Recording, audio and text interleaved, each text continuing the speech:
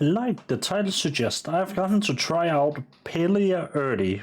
If you don't know what Palia is, it's the newest, coziest MMO on the block.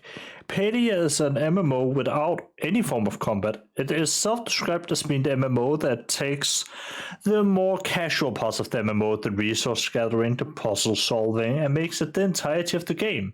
The side content, essentially. And you know what? It's fairly good. Now, I want to preface this with saying this video is not sponsored. I was just lucky enough to win a giveaway and get a key for it, and that's about it. The NDA has been lifted, so I wanted to talk a little bit about Palia because I think it's pretty fucking cool. And Palia is, as I said, a cozy MMO. It's sort of a farming life sim in the vein of Stardew Valley or Animal Crossing, but it's an MMO. You can play with all your friends, you can make communities, you can go and farm resources, talk to the NPCs, and or romance them. Ooh. Well, I haven't romanced anybody. I will just get that out of the way right now. I haven't played it for more than 8 hours. I just wanted to talk about my experiences with it and whether or not I think it's worth your time when the open beta starts August the 10th. So, what's the gameplay like in Palia? Well, the gameplay is mainly focused around, harvesting resources and building your house. The one bad thing I have to harp on, and I will be talking a lot about, is the fact that everything has a timer in this game, or rather the resources has, in the sense that if you put a stone brick to craft, it has a set timer, and the same with houses and so on, but we'll get back to that. The gameplay itself is super simple. You run around the map gathering resources. Now, what type of resources? Well, sort of everything. You can go from chopping wood to mining to doing any of those things. And some of them are super similar, like mining and wood chopping for an example, right? Because they are literally just you walk up to the resource and you press mouse 1. Whereas if you fish, you have this entire minigame you need to engage with.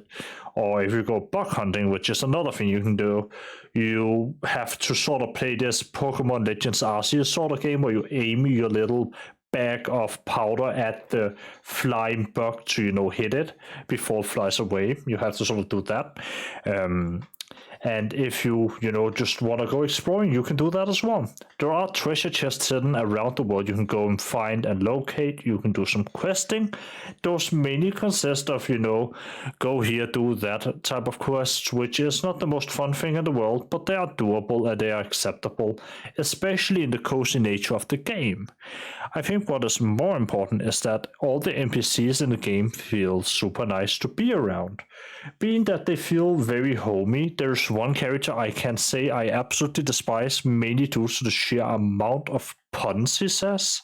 It gets to the point where it's just super annoying, and it's the farmer that teaches you, gardening and farming.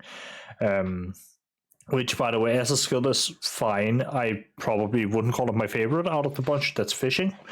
But there's definitely a bunch of things you can do here and a bunch of quests you can do. You can also gift gifts to the different NPCs. Or, as I mentioned before, you can start your own little community and, build houses with each other. Now, the house building and the building process in general in Palia goes from being really good to really bad in a matter of seconds. So let's start with the really good stuff and get the best things out of the way first, because I don't have a lot of complaining to do here. In terms of building and decorations and different sort of that stuff, there's so many things you can do.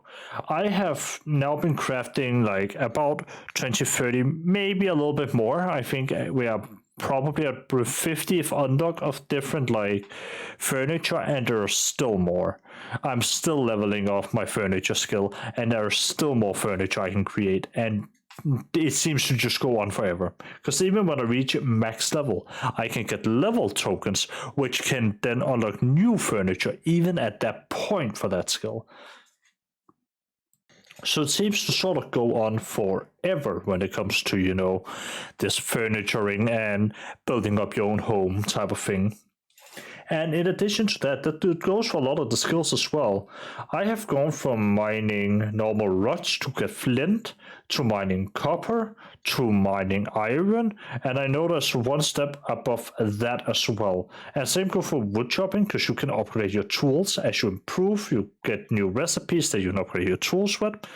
And you sell your stuff in the big bin like in Stardew Valley, and then you get even more money so you can buy even more recipes so you can craft even more stuff. And it's sort of that loop that's super satisfying to do. It's super relaxing. It doesn't take a lot. And I really, really enjoy it. I can fully say it hits all the cozy vibes that it needs to because of the gameplay loop as well. One of the activities I found I enjoy the most is going to the beach and just collecting oysters, because you can open those oysters and they might have some food items inside, like they have the oyster meat, or they can have pearls, which you can sell and make a good amount of money from. They'll probably also use in some recipes, I assume, at some point, but I haven't found it yet. In addition to that, and I think importantly for a lot of people, the story in Palia, I think, takes the second place for me. You see, the worry of Palia is a world that has been suffering from war for a while. You are in the post-war times, the good times, and you're sort of the first, well, one of the first wave of humans to come back. You don't know where you've been, you don't know what has happened, but you do know magic is sort of off the limits and off the cuff, so you explore these ancient ruins and try to uncover the mystery. And it's a fine story, it's cool and all, and it's fine, as I said, but it's definitely not what takes the front row. The front row definitely is the crafting and gathering bits, as it's just so damn satisfying.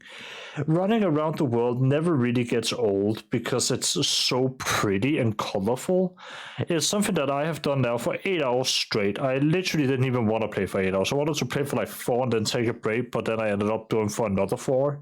And all of a sudden it was 3 a.m. and I was still playing Palia. It's that type of game. But I mentioned I had some complaints, and I do. And it has nothing to do with cash up, not yet. However, in the game, whenever you're building, let's say, a house, there is a timer.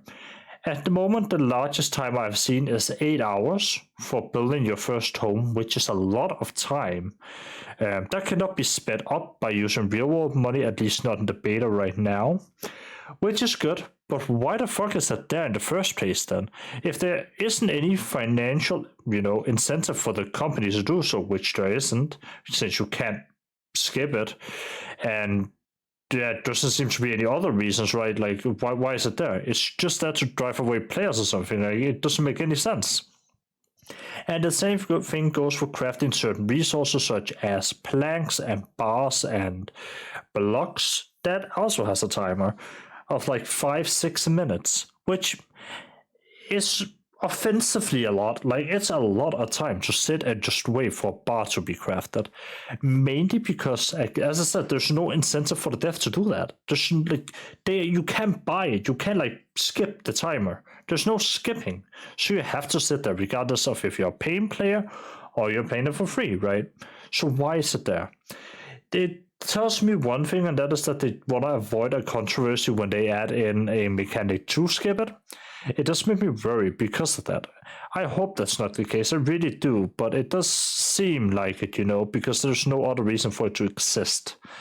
Otherwise, from what I can see now, and I'm going to show you the store screen here, all you can buy is actually cosmetics, which is really acceptable in my opinion for a free-to-play MMO.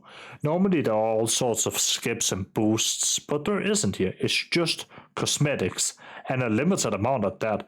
So you know what? Kudos on that one. That's pretty fucking cool. I like that. I hope they don't add more microtransactions in as we go.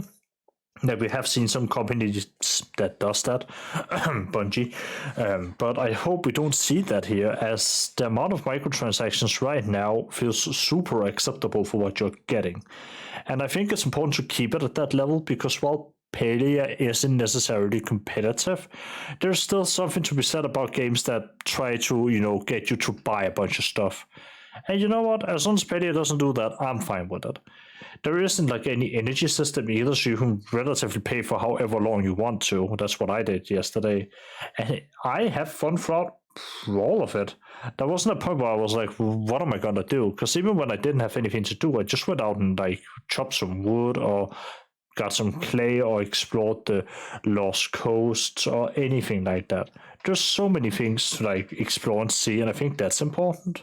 I think the only other complaints I could even mention is that the world can feel sort of small at times, as there are only, as far as I know, right now, 2 big areas you can explore, and that's kind of too little, in my opinion. They could add a third or fourth, and I think they should do that relatively soon after launch. But for now, that's all there is, and it's acceptable. Now, while I don't have a direct link to the palia soundtrack because it doesn't exist out there yet since the game isn't out, I can say that all the music in the game fit really well into the game, as it fits the cozy vibe super well. It's super cozy and ambient. It's not something that you will probably notice unless you are trying to pay attention to it. However, that doesn't mean it isn't bad.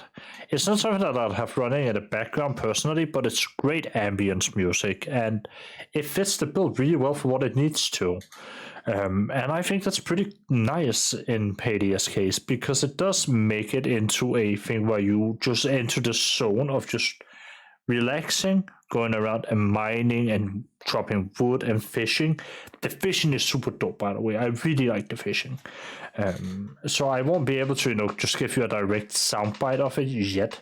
Hopefully you'll be able to get that when you play it yourself, since it is free. And lastly, I think we should also talk about the art. I sort of covered it a little bit. The art style in the game is super cute and relatively, nice looking.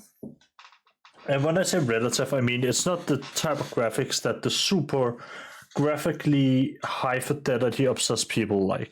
This is not a realistic looking game, because it's not trying to be a realistic looking game. And that's great. I think it fits better into Palia than if they went for super realism, as the game is super cute, and I think that's exactly what it wanted to be. All the NPCs are like they're the kind of Fortnite-esque looking characters. They're super cute, they're super colorful, they're very cartoony, and I like it. I think it's perfect for the game. And with that being said, I also think it's important to mention that extends to all the animals, their houses, the decorations, and everything like that. It's a perfect fit for the type of game it is. I think the big question with Palia is whether or not it's going to catch on, because it is very much so a gimmick in and of itself, as it is the sort of relaxation Stardew Valley game. I don't know how well it will fare in the MMO sphere, but I could see this carving out its own niche, which I hope it does, because it's a legitimately good game. I really want to see Palia, succeed, because it is cute, it's fun, it's relaxing. It's a good game. I just don't know if that crowd that plays Animal Crossing necessarily will know about Palia. One can hope, and one can hope they'll get introduced to it through YouTube videos, through traders, and so on. But it is definitely worth playing if you have a PC, because I don't think it's out on consoles yet, even in the beta form. So if you have a PC, give it a go. I think it's super cute. I think it's awesome. And that's about it. That's what I have for you today. So I hope you all have a great night, and I'll see you later. Bye.